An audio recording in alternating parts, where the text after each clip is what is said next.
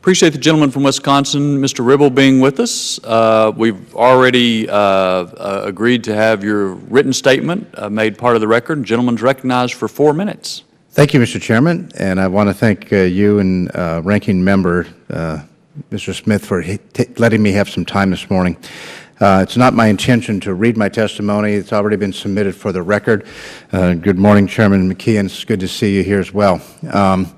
But I wanted to just talk a little bit about the Littoral-combat ships that are in part built in Marinette, Wisconsin.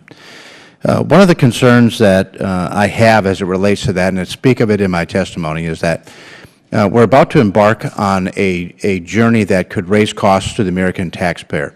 Without regard to a determination about whether moving from 54 ships down to 32 ships, I look at how those ships are being purchased over time. If, in fact, the contract is broken for a 4-ship purchase in fiscal year 2015, breaking that contract does 2 significant things, in my opinion. One is it opens up the Navy for an increased cost on the remaining ships that will be purchased, because each shipyard was promised 2 ships per year in each year.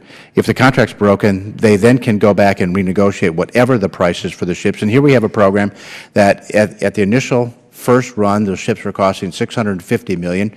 They're now in a fixed contract price of $348 million. If we break that contract, the taxpayer will be subject to the difference in pricing however they can negotiate with the Navy.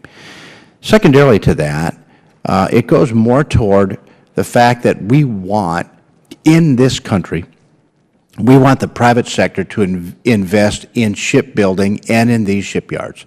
And in fact, private investment in the shipyard in Marinette, Wisconsin exceeds $200 million on the promise that the Navy was going to build 2 ships a year there during the term of this contract.